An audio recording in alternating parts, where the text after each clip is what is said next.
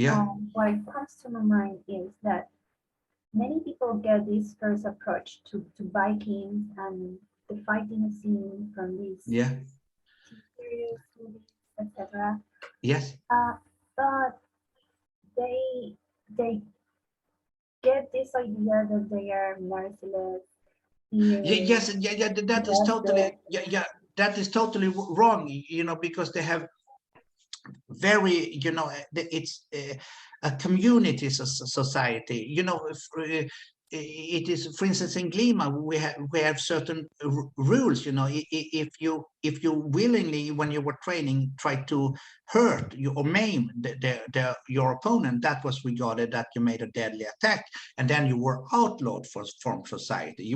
Because that would be very unproductive for society. Because they were mainly farmers. If you break the leg and the arms, that will have a great effect to society. So that is something. Of course, if it's an accident, it is. So it was in the laws. If you go and for fighting, you're responsible yourself for any injury you will get in Glima. But if the other person willfully are trying to hurt you, then it's not a game anymore. Then it's a deadly fight, and that should be regarded as that has been afflicted to you, and then there will be the other party will be outlawed. So the children learn it when they learn Glima. So when you were children doing Glima and somebody try to really rough up and be bully it against another, then the others were able to go against that bully and really fight, really manhandle him, and then show him away from the way you were doing Glima. Say that you're not allowed to play with us anymore. So there the children learn the children version of the adult law. So in the adult law, if you do the same, yes, then you were outlawed from society, and everybody around was allowed to kill you without you get any punishment for that. So you learn the ways, the rules of society in the games as a kid, because the adult version was even harder. It is brutality. It was a society where you have to learn how to fight back. That is not. I would not say that is brutality, because that is. Nowadays we have we have the police, we have the army. Now those are all organized, by some kind of higher power, and that of course can be corrupted, which is easy in many countries. So here it was a society. So here in the Viking society, the king didn't have any advantage in the law than a free person. So that is why they loved Christianity, because then suddenly they were the highest ruler. So it was the kings, the Scandinavian kings that really loved the Christianity, because then they get suddenly higher powers that they didn't have before.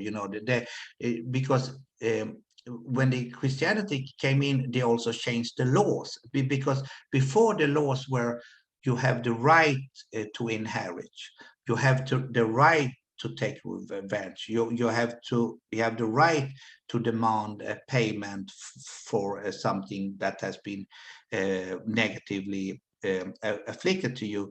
However, when the Christian laws came in, they changed the terminology. You have to give 10% of your earnings to the priest. You have to do duty at the church. You have to obey the bishop. And it's same. And then they also made a cut. If you have a dispute, you have to pay a part. Before, when you have a dispute, when it was like fines, that so it was two parties, and you pay fine to one. And then when the church came in, they said, yes, but you have to pay a cut you know, half of it you pay to the church. And then the king, ooh, what great idea. So then it was, you know, 1/3 to the king, 1/3 to the church, and 1/3 to you know, the one that should have the payment. So, and that is also the reason why they didn't want to have the duel, because when it's duel, you know, one side die, and what so then the church and the king doesn't get anything. But if you have to pay fines, you know, for then it will be, then they can take the third of the cut. So it was so it was the opposite. So before it might be sound brutal in some way, but it was a very just, because it was equal for everybody. You know, there was not anybody higher, and there were also some, you know, yes. So it this yeah. So but yes, people like that side of it, because that is how you make the movies. I just want to emphasize that it's very important to remember as humanity that Vikings not were the only ones killing and going to kill people. No. That I no. They were not. Other groups that have done this before. Yeah, Let's remember that nature back then it wasn't as it is today. Or yeah. environment, it was completely different, and it was Exactly, exactly. So no. So I'm not trying to glorify, you know, brutal manslaughter or plundering, but it was, you know, the Viking, you know, when you go a Viking, because that is a Viking is a person that goes a Viking, and that means that you go away from your from the area you are living, you know, and you can be a trader, you can be an explorer, and you can be a warrior, you know. So and it was also that uh, the Vikings, like for instance in the Varangian Guard, you know, when they became the lifeguard of the emperor in Constantinople, uh, they were, because they were trustworthy, because we call it Varing and they call it Varangian, and she is the goddess of the oath. So a Varangian means a person who keeps his oath, you know, a trustworthy person, and they couldn't have those nears because they have too many, you know, close by. They were killing the emperors, you know. So they needed somebody that did their duty, and they had as a special thing that when the emperor died, they have the right to go down to the treasure chamber and pick up as many gold or jewels that they can carry, you know, with their own hands, and to have that thing, you know, that when you're supposed to protect, then the emperor knows that if he dies, it is not because of them, you know. So that was a very special deal that they were getting. And that is also how they got Normandy, you know. Normandy, because they made too much raids to the Frankish emperors, so to get a part from to protect them against other Vikings, and then of course they started putting focus more on Britain. So yes, it is. I hope that people who listen here know something about, you know, history, you know, that all, you know, countries, they were fighting, and all of them were having slave trading and so on, you know. That was that was the thing that what was going on, you know. It was it was of course a violent time. would you consider that this mental strength, physical and spiritual, of the Yes. Vikings was because they were grown in this very natural environment, but with a lot of challenges? Yes. That's why they have this strength in the fighting. Yes, yes, I totally agree, because we must also think that around Scandinavia, the other countries were Christianized, and there you have this, that your body, everything, physical activities was sinful. It was sinful. To have it was sinful to have fun with your body, like sex, and here we have a culture where people are training a lot, lots of games, and they're fighting, so they are physical fit, because otherwise they cannot survive, because in the laws you have the right to always, if you have a dispute, you can always say, let's fight, let's make it just, we fight and the winner takes all, so there you have to be very fit, or know how to fight, and then and we didn't have any armies, and then in the other countries you suddenly have, kings and emperors that has armies, that they have somebody else that has the protective duties, and here, so when the Vikings entered, when the Vikings were fighting, they were fighting in smaller units, connected with a village, and the chieftains. So they were autonomous units, fighting together. So they didn't have any overall leader.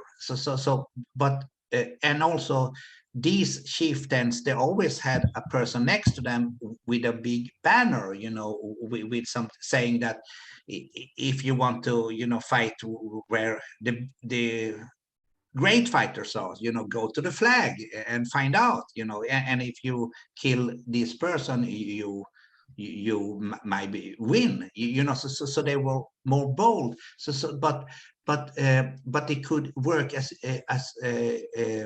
units, smaller units, but when they came out, to the Frankish emperors and the British Isles, they could always spot the leader, because the leader was the person, very in the best clothes, in the most shiny armor, standing behind the persons that were fighting, and here the leaders were in the front. So that is why they always try to take out the person that had the most shiny clothes, because if they did that, then suddenly they become the soldiers became confused, because they didn't have the leader, because they were in a society where there was a leader that demanded them, they have to obey. But the Vikings came from the society where they are not obeying,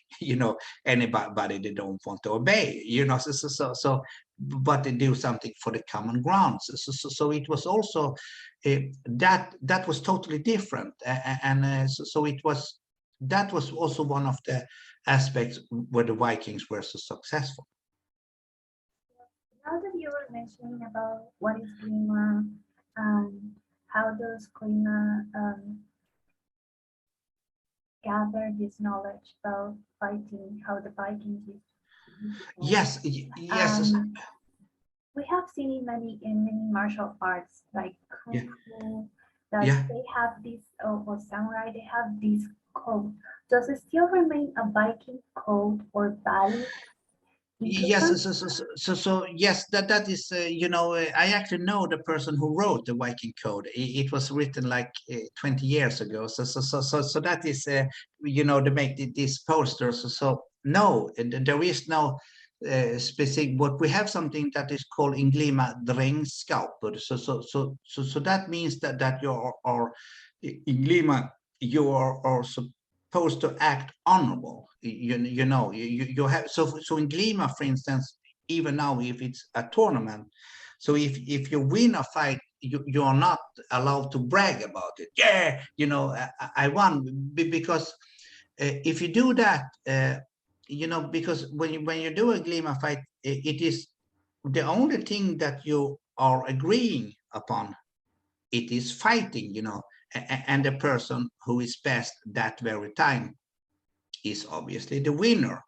However, it doesn't mean that he or she is a better person than you. So if you suddenly brag about your win, that you have not decided to do that. You're accepting that you have lost, but you are not accepting that he feels or she feels greater than you, because that goes back to the battlefield. So, for instance, if you killed a person, a Viking in the battlefield, that is of course the normal outcome. If you're fighting with weapons on the battlefield, you're supposed to kill the other person. However, if you make a remark of the person you just killed, you say, oh, did you hear how he screamed when he died, or oh, he begged for his life.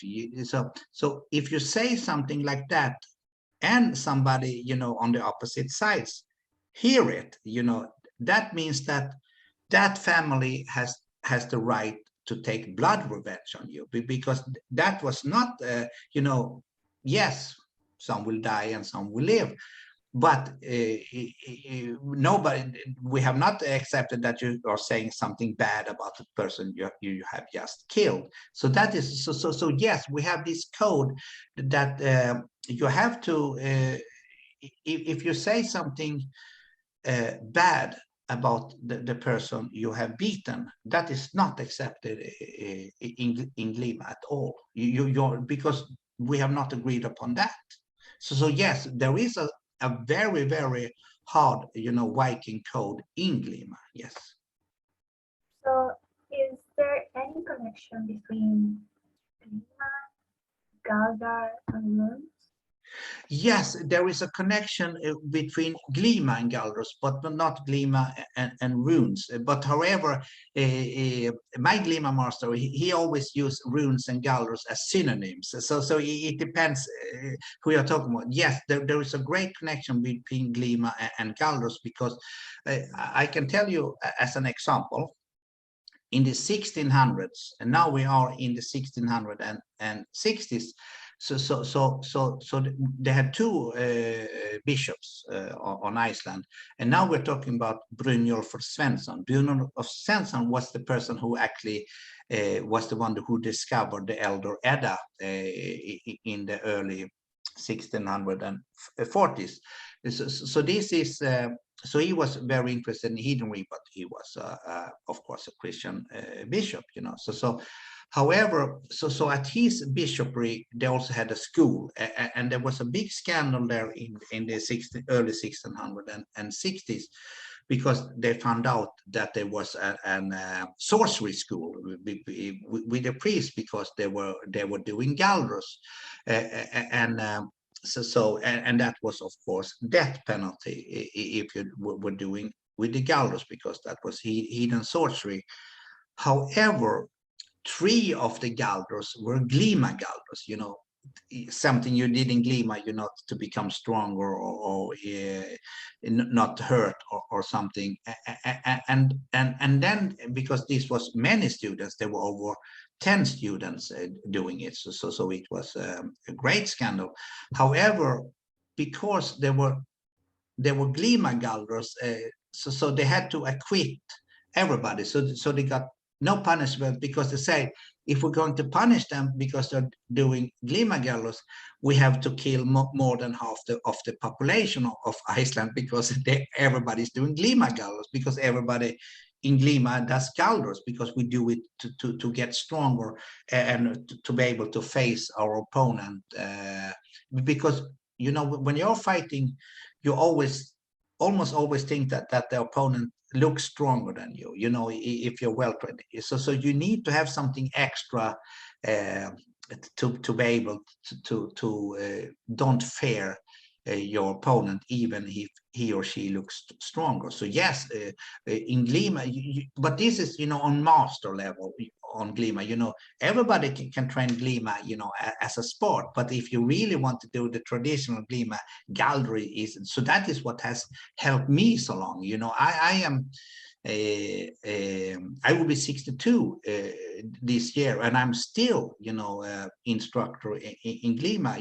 Because if you're doing, physical fighting, you can easily get hurt, and with the body, you get more easily hurt with age.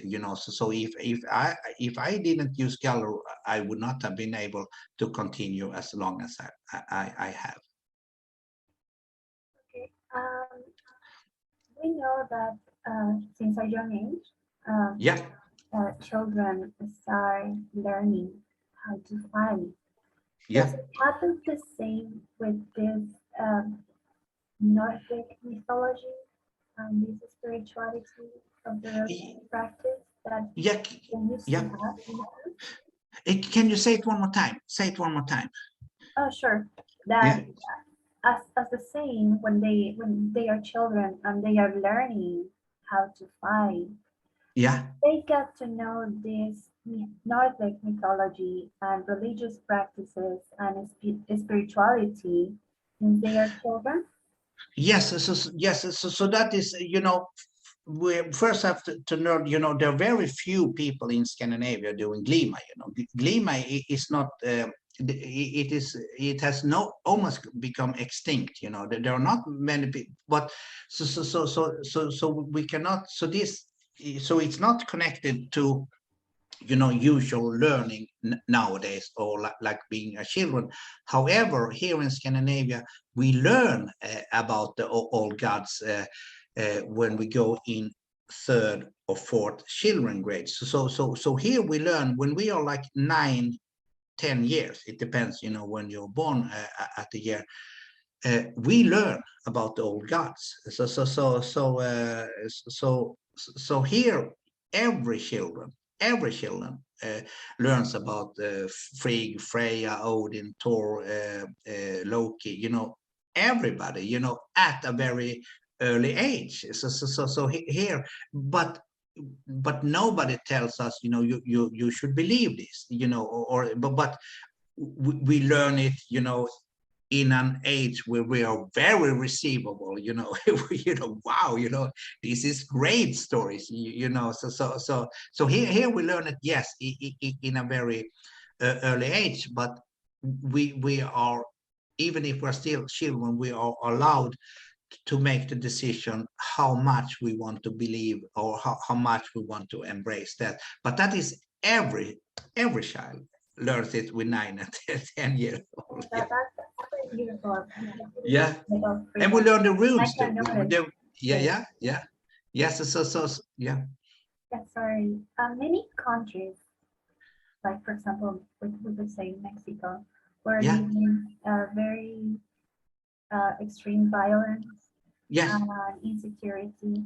Yes. You consider that clima would be a good self-defense system that anyone can do? Yes, but if they're pointing a machine gun to, you can know as much gleam as you like, so it also depends, it is more like honor on combat, and it's good for defense, but when the criminality, is so that people use firearms, then of course, but in Glima, you also learn, what situation, you have to decide before you go out. You have to be prepared. So it's the same thing, you have to be aware.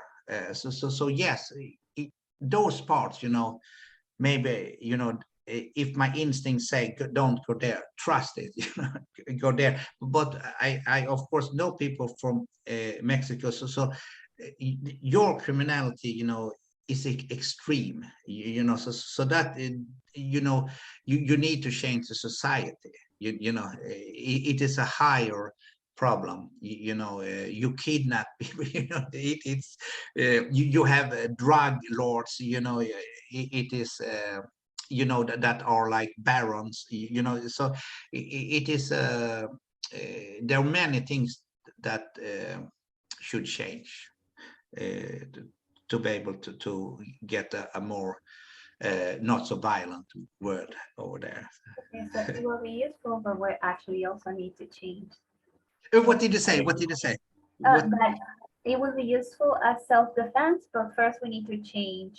Yeah, yes, yeah, you have to use this. Yes, correct. But yes, it is good for self-defense. You know, if you're, you know, at a place, you know, and you know, a man tried to molest you, you know, then it's super useful. So yes, for self-defense situation, super useful. Yes. So nowadays, because we have many hours of working, Yeah. We tend to have this unhealthy lifestyle of Yeah. fast food. Yeah. Consider that this is an obstacle for gamer. Yeah. Oh yes. Oh yes. So for instance, you know, sometimes you can have, you know, fast food, you know, if you're traveling and you have no other options, you know, you go off the train and you before it starts, you know, so so sometimes of course you can use fast food, but it always you always have to pay, you know, you have to go quickly to the toilet afterward, you know, it just runs through you, you know, there is no nourishment in it, you know, and also yes, because if you don't eat healthy, you will not be able to train. Because I have, you know, by the age of by the right of age, and so I of course have the, you can see I have the master's belly, you know, but still I train, you know, and try to eat healthy, you know, so it is um, because if you became if you eat wrong, you know, you either become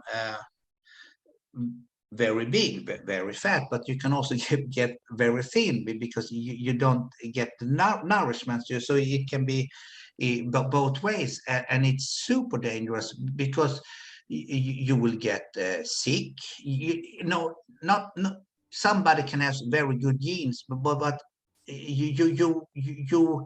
you injure yourself, and then, you know, you can also drink, even, you know, young people, you know, they drink too much Coca-Cola or soda, you know, with lots of sugar. It's you know, it is like a drug, you know, if you give children you know, lemonade, whew, you know, they want more, you know, this feels good, and they never go to sleep, you know, so yes, it is so this unhealthy lifestyle is an obstacle, because sometimes when I get new students, you know, all of the world, there are some people, you know, the bodies, it is dangerous for them to train, and it's also dangerous for the partners for them to train, because they are so big, you know, if they just lose balance and fall over, you know, you can be really injured, and they often get injured, you know, so they get injured just by moving around a little, and then, you know, twist their ankle, you know, because they are not used to, you know, because you have to have coordination, and also have respect for your partner, you know, because if you don't respect your partner, you will end up with nobody wants to train with you, you know, because it's a free choice, you know, you can say, no, I don't want to train with him or her, you know, so yes, so that is an obstacle, because we have also in the modern food, you know, they spray in things that is not useful. So I live, for instance, I have moved back to Sweden now, but I lived 8 years in an ecological village, one of the few in Norway, you know, where we really try to grow things healthy. And I would say, you know, the size of what you get on the earth when you don't use this extra powder you put in the so it grows, you know, they're not so big, you know, so most of the things we buy, you know, even, you know, tomatoes, put anything, you know, the size of it, it cannot get that size naturally. They have put some poison in, not something to make it grow better, that cannot be totally healthy. And they put the same thing in the meat, of course, in the animals. So yes, so that will become probably a bigger problem with time, because now all people has eaten it so many decades. So yes, that will probably be a problem, not only for Glima practitioners, but for the whole world population. So unless those that live naturally healthy. Yeah. We're getting almost to the end of this Yes. interview, and we Yes. have two more questions. Yes. Okay. One is, how would you like to be remembered? Lars Magnar Enoksen. Oh, Which one would be his legacy? Did I have a choice? You said, how will I be remembered? What did you say? How would you like to be remembered as Lars Magnar Enoksen? And which one do you think would be your legacy? I think my legacy will be something I don't understand, because of course I would like to be remembered, and I also like to be remembered for something good, but if somebody really remembers, they will also find out perhaps, some side of me that was not so favorable. But if I really want to say what I want to be remembered, I wanted at least to be remembered for somebody who wanted to keep something alive for the next generation. Because I can say that if I have not become involved with Glima, the old Glima style would have died out. That I because the old masters, when I started, they were like 80 and 90 years old. So and nobody was interested in the older style of Glima at that time, because they were more in the modern style of Glima. So yes, but and how I want to be I would probably be more. I would also like that I was remembered for the cartoons I'm making, because those I make with my heart. That is probably the true self of me coming out. So this is, and that is something so insignificant as cartoons. And with the books, because I collect books, so I know that my books in some extent will survive, but that sometimes I don't know if they will, like in one decade or one century, it is we at least I would like to be remembered, at least remember for doing something, for the traditions. Yes. Yes. Would you like to share something more with the viewers that you would like them to know? What did you say about the viewers? Say it one more time, please. Would you like to share something more with the viewers that you would like them to know about you or Glima, or something else that you want to add? Oh, no, I think that we have had a great discussion, Yvette. So I think that we have covered a lot of grounds, and it has been also been great focus. So I love the way you conduct the questions, and also the extra questions. So no, I have the only thing that I don't know when you're seeing this, so I wish people a nice day or a nice evening or morning, and keep on having a good life.